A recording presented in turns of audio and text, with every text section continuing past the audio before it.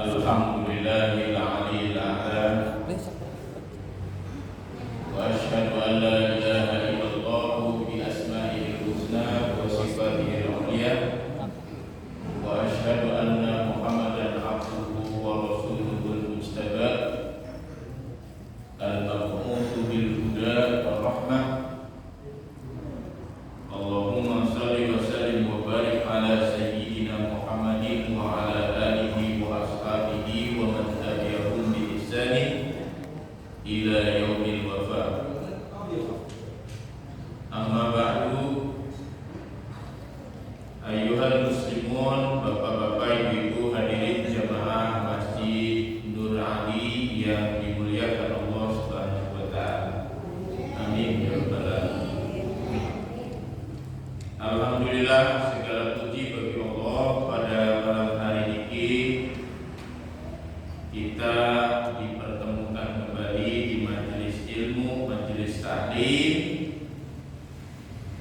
di mana kata Nabi Shallallahu Alaihi Wasallam, majelis taklim itu raudhah min riyadil jannah.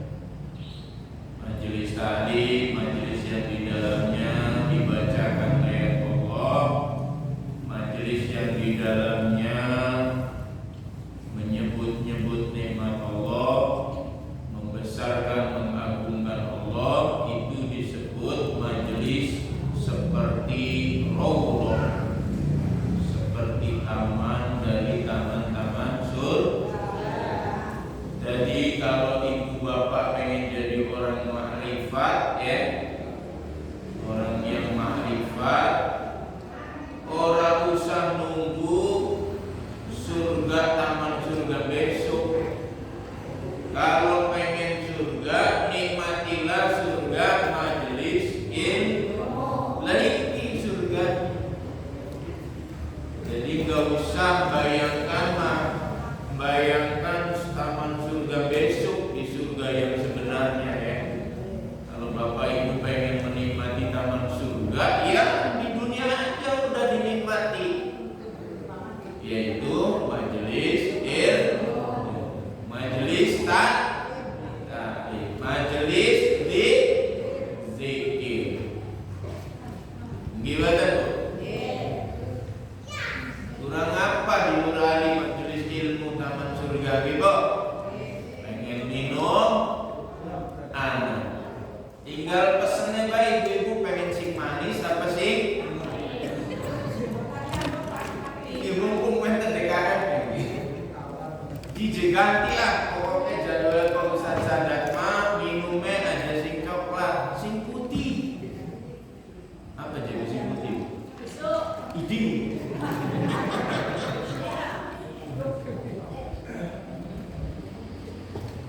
Pengen jaburan, alhamdulillah gak kurang. Jaburan dipakai maupun piring, Bu. Wis aja watir mau dibawa balik Ustaz.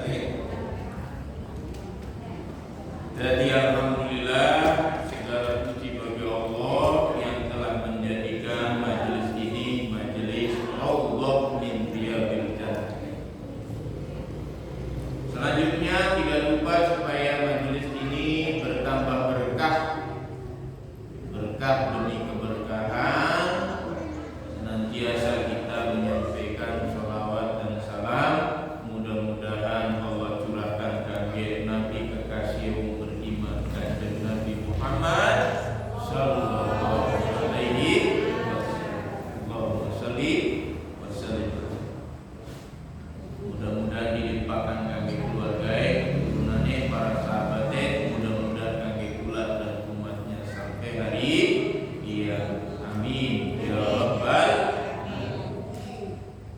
Kulat masih ingat rasa-rasanya kulat berutang ibu ya Pak, ya. Pengajian ini sedang membahas tentang fadilah membaca basmalah.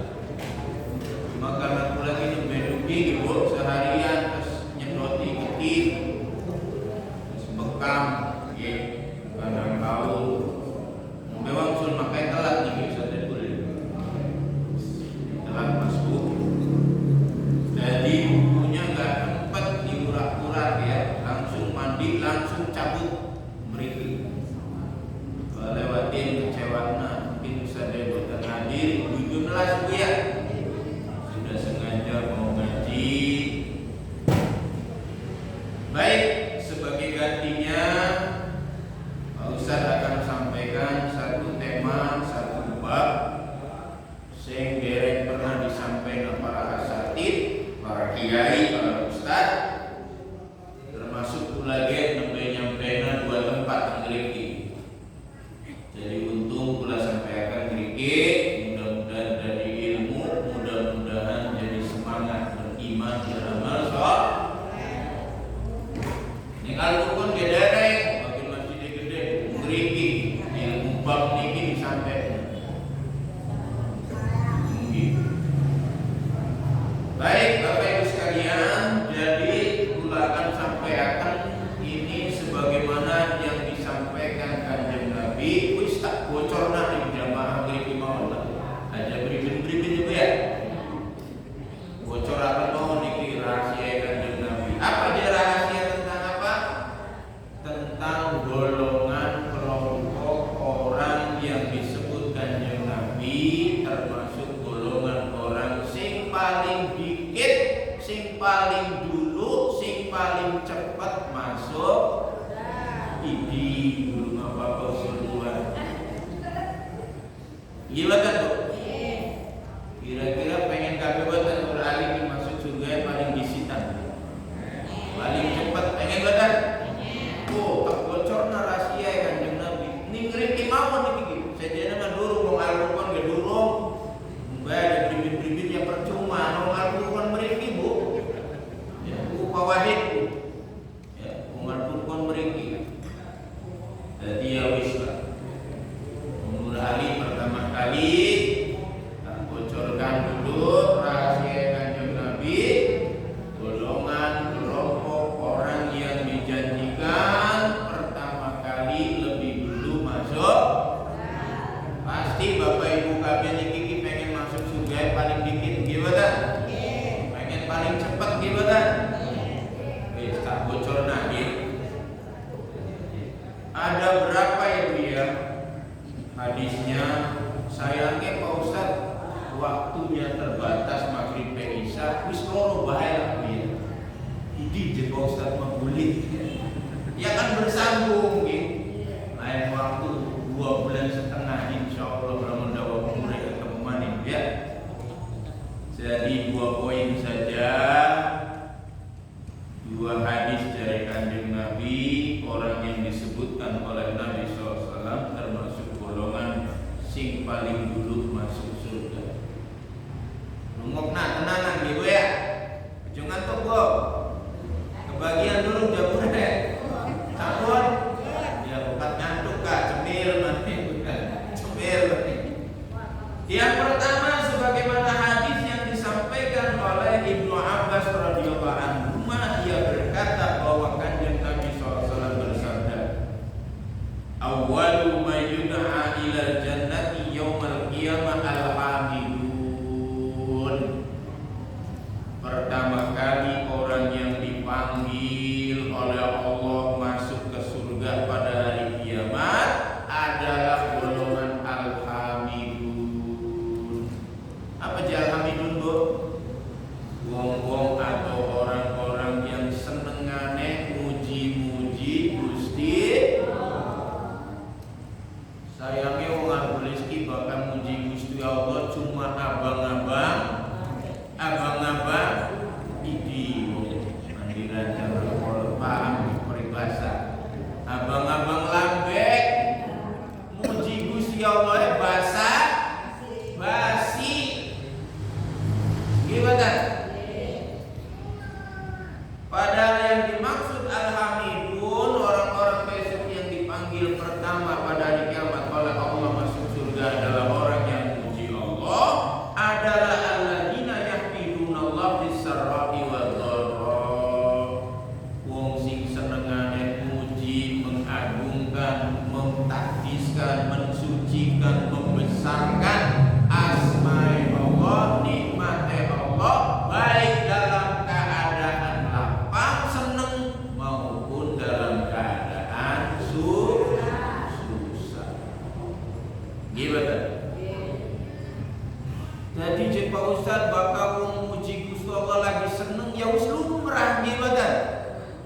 Gibatan.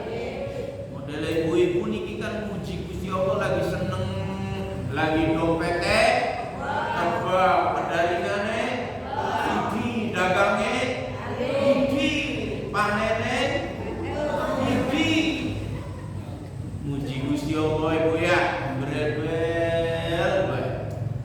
Giliran ditimpa musibah, cobaan, ujian, ya lisan kita buru-buru nyebut Gusti Allah, sing disebut keluh kesah penderitaan kesusahan. Leres batan?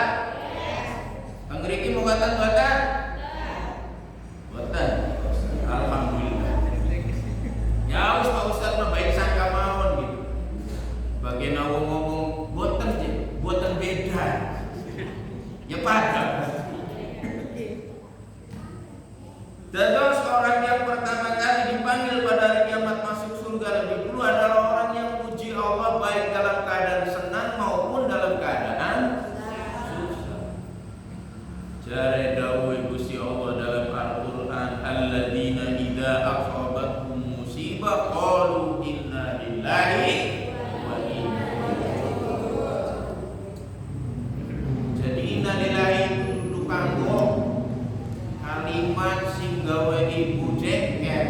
Innalillahi. Kayak ibu lagi banding cecek. Innalillahi. Innalillahi itu kalimat istirja, kalimat pengharapan bahwa musibah cobaan datang dari Allah.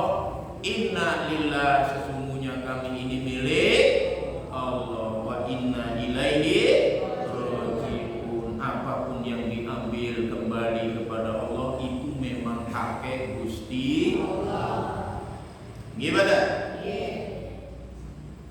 Ada seorang beriman yang nanti dipanggil pada hari kiamat masuk surga lebih dulu adalah orang yang senengane muji Gusti Allah. Sampai-sampai jari Imam Syafi'i, wali-wali kekasih Gusti Allah itu adalah orang yang lisannya lancar memuji Allah, sampai-sampai lupa bagaimana caranya memuji selain Gusti.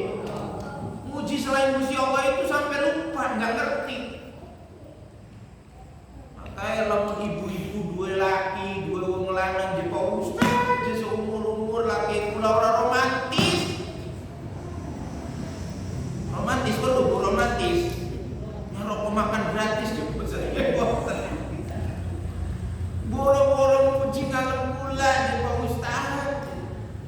Ya mungkin saja karena suaminya senengane muji Gusti Allah, sampai kelalen muji rabi dewek gitu. Padahal istri ya kepengen je Pak Ustaz dipuji, disanjung, ya Bu ya. Gimana Bu? Nggih lagi nom wis tua malah. Kaladen. Jadi marilah kita jadi hamba-hamba Allah yang senengane muji Allah baik dalam keadaan senang maupun dalam keadaan susah. Dalam keadaan senang muji Gusti Allah lumrah biasa umum.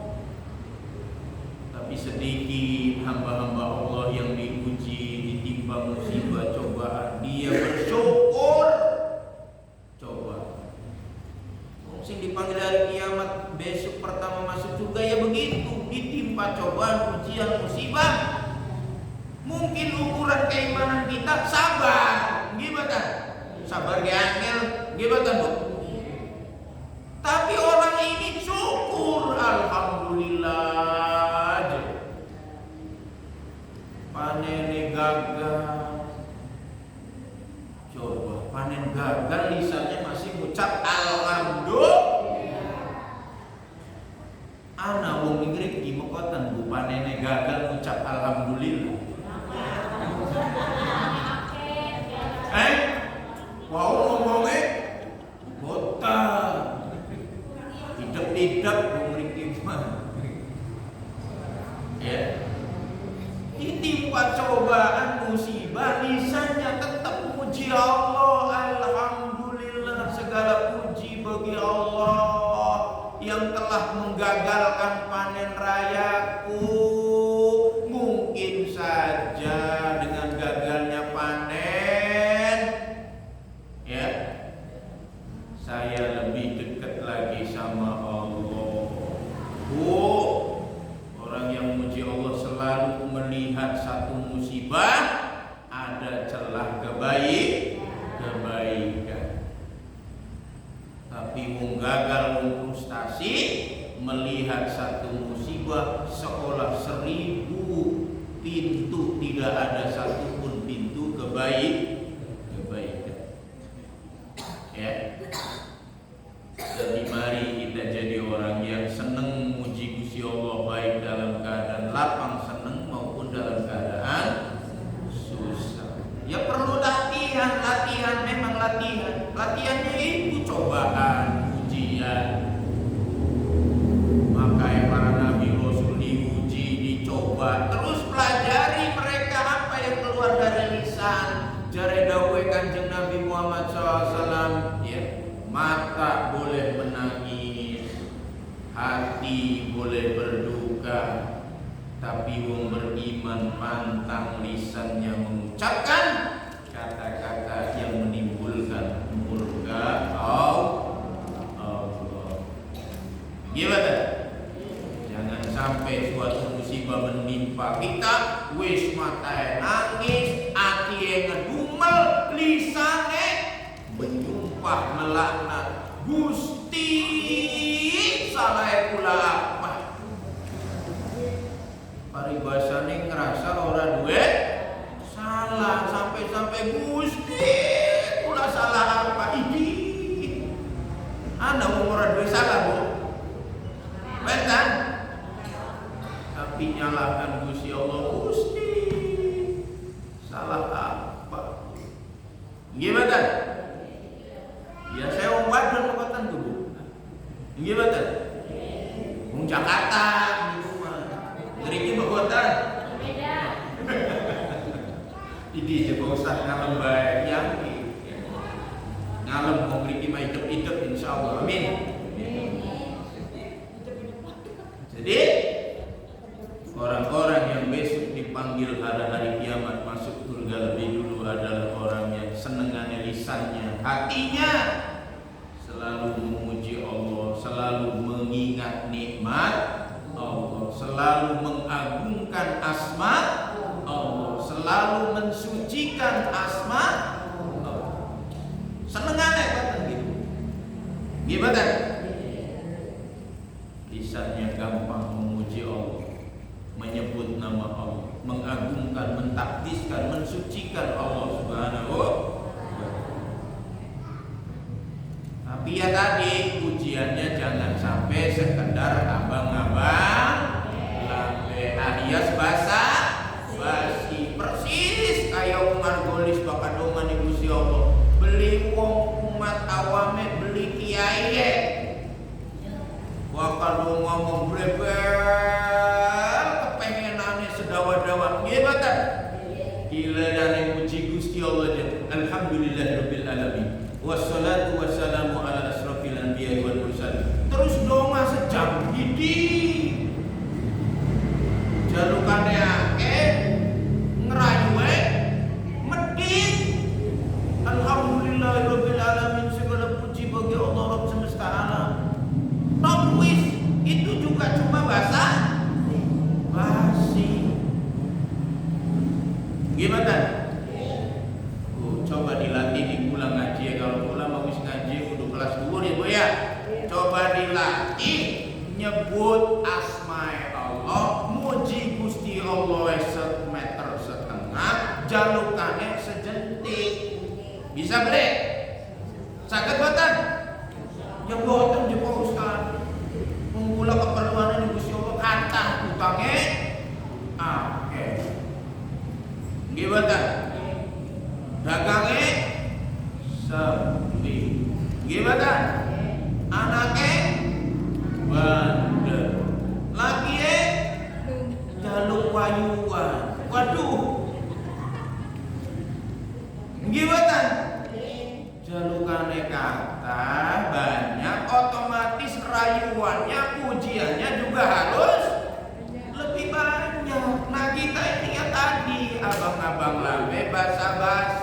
jaluk nih Gusti Allah mintanya banyak, mujiye medit. Coba buktikan aja ibu sama suaminya. Kalau istri ngerayu sama suaminya, waduh suaminya dirayu terus, pasti suaminya wis dompet-dompet metu kabeh los no, belanja apa los go. Nggih mboten Pak? Nggih mboten? Wis ning laki orang muji-muji, orang nyanjung-nyanjung, tapi jalukane akeh. Kira-kira pripun Pak? Jelek mboten? Jelek beli di Muhammadun mboten? Jelek itu. Jadi niki mah ngomong-ngomong ki anu mawon ya Bu ya. Ya ini ki mah khusus kangge ibu-ibu sing ngaji, bakal pengen dompetnya suami metu sak isi-isi ya Bu. Cara ibu mau ngerayu suami sing A sampai Z. Wis boten duit mani ku dompet sak kabeh los no. Pengen boten Bu? Wis laponana mau ketemu. Ilmu Pak Ustaz ya. Begitulah yang kerasana suami nggih. Kau wadon dipuji-puji, nyanjung-nyanjung, aduh ya. Wis ora sampe maning. Sak dompet-dompet isi los kok. Ya. Arep entok, wis entok duit keset, los iki ATM. Tinggal gesek. Ya. Masya Allah. Jadi kula isi kalau kepada Allah ngadep donga yang panjang, tapi muji nyebut nama dan sifatnya Allah medit. Izin boten Bu Pak. Kira-kira izin boten? Jalukane akeh ngerayuwe medit. Izin boten? Kuduwe bakal jalukane kata ngerayuwe kudu kata malih. Laras boten? Wis dirubah cara dunganya ya. Lamun donga jalukane akeh ngerayu Gusti Allah beli wis tak jamin Pak Ustaz mangsa doa dipayu sifatane wis sekalian. Jadi ya Gusti Allah kudu dirayu ibu. Di zaman akhir zaman yang paling enak ini ngerayu Gusti, enak ngerayu Gusti Allah kudu ya. Baik, selanjutnya hadis yang lain yang menyebutkan tentang golongan kelompok orang yang besok pada hari kiamat akan dipanggil ke surga paling dulu, paling cepat. Sebagaimana hadis yang disampaikan oleh sahabat Abu Hurairah radhiyallahu taala anhu dari Rasulullah SAW bersabda, hadis ini diriwayatkan oleh Imam Ahmad. Lanjut boten Bu? Lanjut boten Bu? Uridu alayya awwalu talatatin min ummati yadkhulunal jannah. Diperlihatkan, ditampakkan kepadaku tiga golongan, tiga kelompok, tiga orang dari umatku yang dipanggil pertama kali masuk surga. Oh, telu Ibu. Mau setunggal. Tambah niki telu. Jadi pira, Bu? Wis papat bae Pak Ustaz. Medit ya los tak. Oke, waktu terbatas. Ditampakkan jarak Kanjeng Nabi kepadaku, nabiku kekasih Gusti Allah. Namanya kekasih Gusti Allah, ya barang gaib juga ya ditampakin, enggak masalah. Ini boten nggih. Nggih boten, Bu? Namanya kekasih Allah, wali-wali aulia Allah termasuk Nabi ini kekasih Allah, barang gaib pun sekali waktu ya ditampakkan, bahkan dijaluk kekasih Allah ya ditampakkan. Gula ya sering kadang-kadang lagi ceramah ditakbirin malaikat ya sering. Iya tak Pak Ustaz? Ya begitulah namanya orang barang gaib juga makhluknya Allah Subhanahu wa taala. Kalau kita sebutkan nama Allah, kemudian kita sebutkan kehebatannya Allah, bisa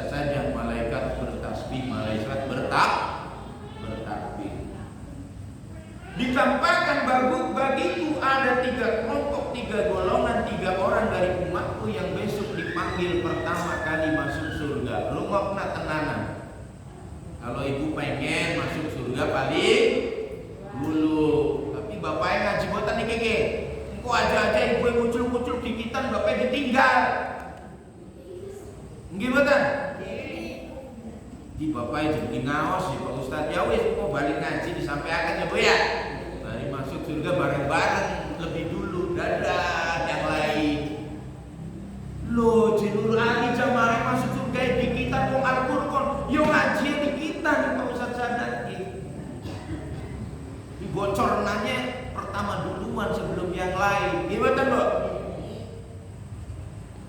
Jadi jari kanjeng Nabi uridu alayya awwalu thalathatin min ummati yadkhuluna al-jannah, ditampakkan bagiku pada hari kiamat dari umatku yang dipanggil pertama kali masuk surga. Wa awwalu thalathati yadkhuluna an-nar, dan ada 3 golongan kelompok yang pertama kali dipanggil masuk neraka. Wis kula ora bahas masuk neraka mah. Babe sejen maneh. Gimana, Bu? Niki mau mulai lagi bahas bab 3 golongan orang yang pertama dipanggil masuk surga dari umatnya kanjeng Nabi. Sampean umatnya kanjeng Nabi batan? Umatnya. Gimana? Pengen batan masuk surga pertama kali? Saderenge yang lain. Dari kanjeng Nabi, wa amma awwalu thalathati yadkhuluna al-jannah, adapun 3 golongan orang kelompok yang pertama kali masuk surga, fasyahid, pertama adalah golongan syuhada, orang-orang yang menginfakkan hartanya bahkan darah dan nyawanya di medan perang demi tegaknya kalimat Allah, demi tegaknya agama Allah, mati di medan perang. Itu kelompok pertama besok dipanggil pertama kali masuk. Cepa Ustaz, kula mengeri jendelemu mati. Ya aja ngeri, wong besok kula iki pen mati gitu. Ya. Jadi setiap wong Islam ki kabeh jare kanjeng Nabi kudu duwe keinginan pengen mati bela agama Allah, agama Islam. Sebab jare kanjeng Nabi sesoleh apapun, sedur ilmu apapun, setakwa apapun, jika dalam hatinya tidak ada terbersit keinginan pengen mati bela agama Allah, agama Islam, jare kanjeng Nabi, man mata walam yuhaddis, ya, al-wasyu fi sabilillah, barang siapa yang mati tidak ada keinginan dirinya bela perang membela agama Allah, mata ala syu'batin nifaq, walaupun orang itu ibadahnya hebat, imannya hebat, takwanya hebat, solehnya hebat, mati selama hayat, selama hidupnya tidak ada keinginan pengen berperang, mati bela agama Allah, sungguh orang itu matinya dalam keadaan membawa kemunafikan. Naudzubillah, ibadah wakal, enggak ada keinginan bela agama Allah, harus mati membawa kemunafikan. Ngadep Gusti Allah isi ibadah lambe kayak abang-abang lah, lambe ibadah basah basi. Sebab beriman kudu ada dalam hatinya selama hidupnya keinginan pengen bela agama Allah. Nabi dihina pentak bela Pak Ustaz, los pun sing ngina agama, sing ngina kanjeng Nabi, lamun ngedek Masjid Nur Ali tak biles-biles cari ibu-ibu. Itu keinginan termasuk ingin bela agama. Gimana? Walaupun sampai mati kita tidak mendapati mati di medan perang, mati bela agama Allah, mati di dalam meninggikan kalimat Allah. Ya tapi keinginan itu sudah dicatat oleh Allah, ini imannya wong jujur, wong bener, wong baik. Sebab sesoleh apapun, sewakal apapun ibadah, hatinya tidak ada keinginan bela agama Allah, memperjuangkan agama Allah, mati dalam keadaan membawa kemunafikan. Pengen bukatan, Bu? Munafik. Nggih. Walaupun orangnya belum tentu munafik, tapi hatinya membawa kemunafikan. Nauzubillah. Ustaz. Ya wis makane donga, ya Allah, muliakan agamamu, menangkan agamamu, menangkan umat Islam dari umat-umat yang lain. Dongana, ya Bu.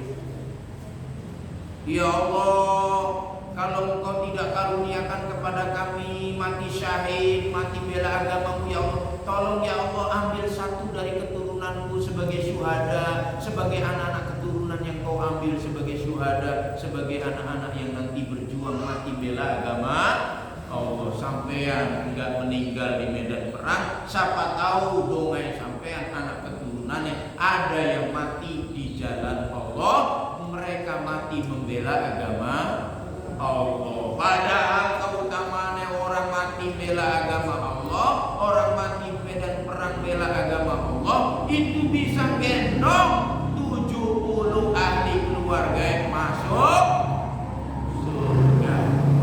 70 dari buyutnya sampai kakek, nenek, bapak, orang tuanya, saudara kandungnya, buahnya, mamangnya, bibinya, keponakannya, misalnya digotong kami masuk surga sebanyak 70.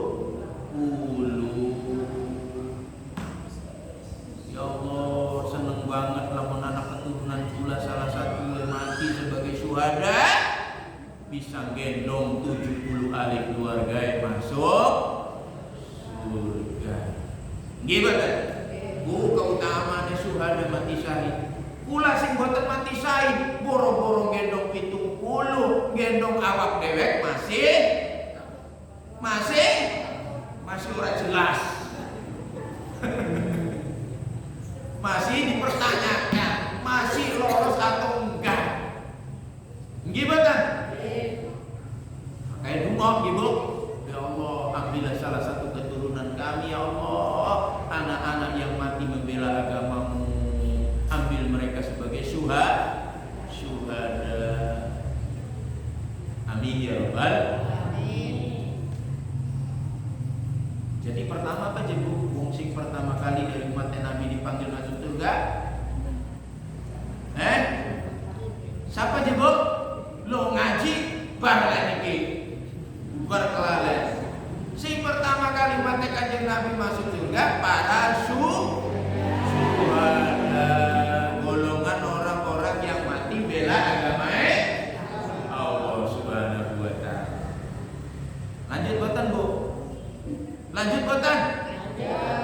Suara wis jabure kulang boten? Boten. Oh, kan kurang kalau ngomong niki dek kami ngomong mana nggih? Bukan kurang ya langsung krik pesan ya. Dilep. Yang kedua, golongan yang akan dipanggil pada hari kiamat masuk surga lebih dulu jare Kanjeng Nabi, wa abdun mamlukun lam yusdulu riqud dunya an ta'ati rabbi. Yaitu seorang hamba sahaya, seorang budak. Zaman saiki mboten enten budak, Ibu. Enten hamba saya, mungkin padanane nggih. Zaman saiki seorang guru, seorang karyawan, seorang buruh pekerja keras yang karena kerjaannya, kesibukannya di kantor, pekerjaan kerasnya tidak menyibukkan dia sehingga dia lupa menunaikan kewajiban Tuhannya. Apa sih kewajiban Tuhannya, Bu? Ya umum 5.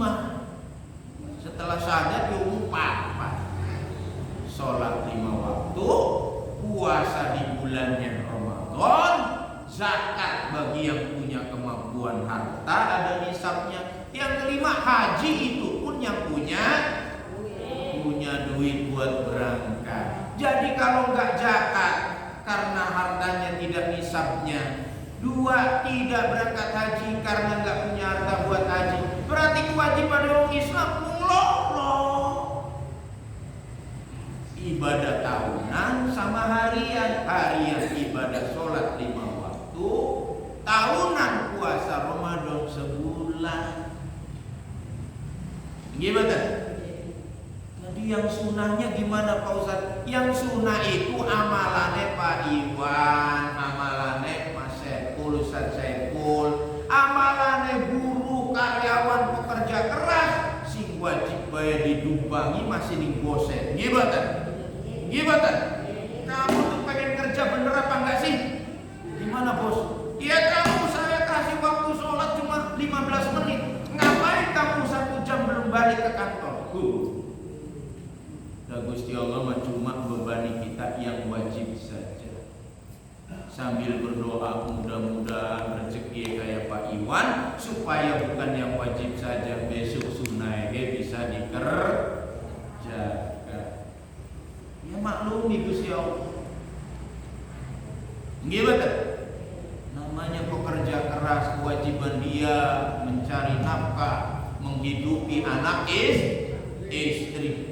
Abdul mamlukun, seorang hamba saya, budak atau sekarang pekerja keras, buruh, karyawan yang ditekan atasannya, bosnya, belum lagi ditekan aturan pekerjaannya. Tapi betapapun sibuknya pekerjaan, tekanan atasan bosnya, tapi dia tetap menunaikan kewajiban kepada Tuhannya. Sholat 5 waktu, puasa Ramadan 1 Pak Iwan, bagaimana ini Ramadan ini? Memang udah nih, pabrik ini lagi banyak pesanan beras. Ya.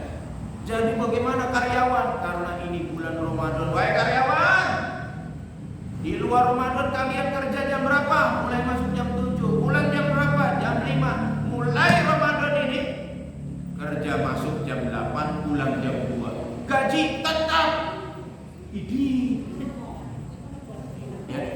Bukan pekerja kerasnya saja yang ditekan, yang dikuras tenaganya, bareng-bareng dong. Bosnya juga, majikannya ngerti bahwa karyawannya juga lagi menunaikan kewajiban Tuhannya, yaitu berpuasa Ramadan. Namun pula bosnya mengatakan, Bu, gaji harian per orang 100.000. Ya wes, tetap 100.000. Jam masuk kerja dikurangi. Berangkat jam 8, pulang jam 2, gaji tetap 100.000, tambah THR akhir bulan. Seneng boten? Bari seneng dua-duanya, karyawannya seneng bisa menunaikan kewajiban Tuhannya. Bosnya seneng ngelihat karyawannya tetap dalam pekerjaan kerasnya, dia bisa bertahan menunaikan kewajiban Tuhannya, yaitu melaksanakan puasa Ramadan. Jadi apa nih Bu? Kelompok yang kedua Bu, seorang pekerja keras, buruh, karyawan yang kesibukannya tidak membuat dia lupa menunaikan kewajiban kepada Allah Subhanahu wa Ta'ala. Gimana? Ya, ini yang akan dipanggil pada hari kiamat masuk surga lebih dulu. Walaupun dia berdagang, dia bekerja, di tengah kesibukannya datang waktu sholat, tetap dia datang sholat. Ya. Yang ketiga, waktunya sudah mau isya gitu. Jadi Pak Ustaz kan papat Ibu, alhamidun. Yang kedua apa Ibu? Asyahid. Yang ketiga apa? Abdul mamluhun, ya kan? Lam yusbiru rikut dunya anto'ati robi. Nah yang keempat terakhir apa dia? Wa faqirun muta'affifun du'iyari. Kelompok yang ketiga yang besok dipanggil pada hari kiamat, umat Kanjeng Nabi yang duluan masuk surga adalah golongan kelompok faqirun muta'affif, wong fakir, wong miskin. Sekarang saya tanya, Sing disebut fakir miskin itu apa sih Bu Pak? Apa Bu Pak? Wong fakir wong miskin itu apa? Wong fakir miskin itu orang yang pendapatannya kurang daripada kebutuhan hidupnya. Normalnya umumnya orang kebutuhan 100.000 rumah tangga. Gimana Bu? Barang sudah kerja keras dari pagi sampai sore, suaminya pendapatannya 70.000 minus botan. Minus iku arane wong fakir, wong miskin. Siapa yang dipanggil duluan masuk surga? Dari Kanjeng Nabi, fakirun muta'affif dunia. Wong fakir, wong miskin yang penghasilannya tidak sebanding dengan pengeluarannya, kebutuhan hidupnya lebih besar dari pendapatan ma'isyahnya, penghasilannya. Muta'affifun, orang ini meskipun fakir miskin, kayak ulang ngomong fakir miskin nih, kayak wong ngriki rata-rata pendapatannya luwi apa kurang Bu?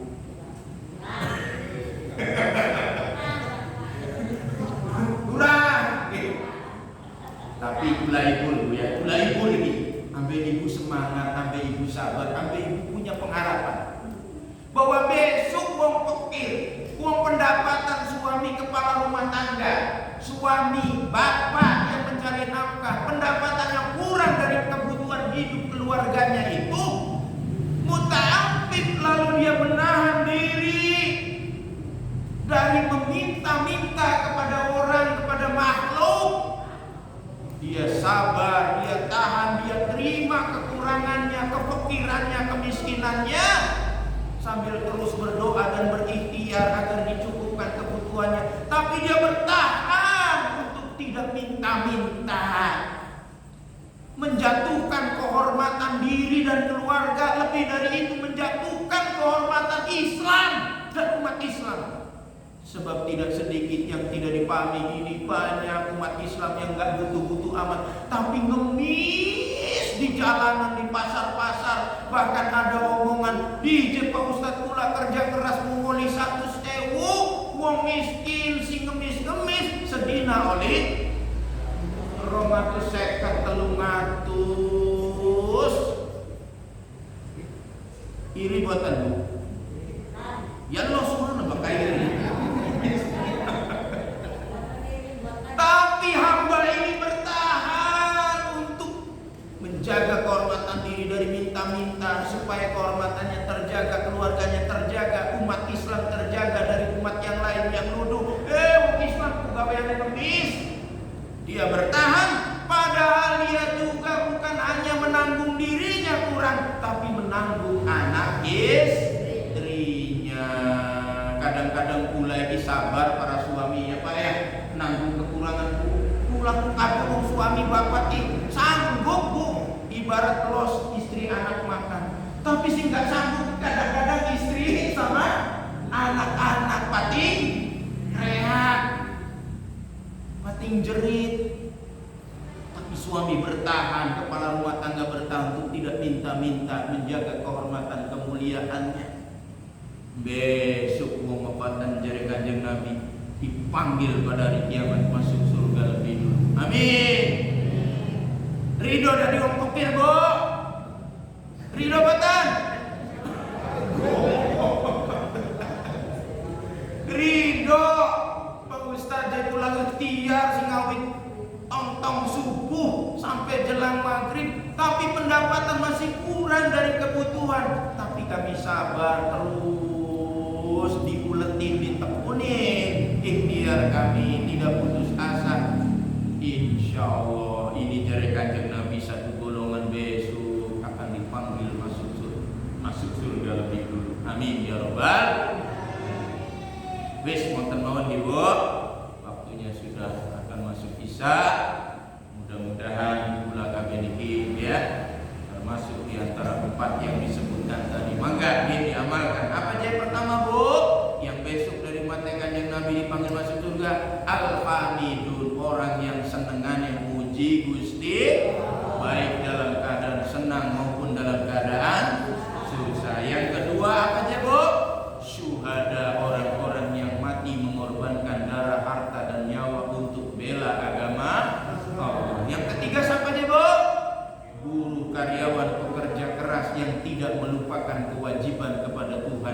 Yang keempat apa aja, Bu?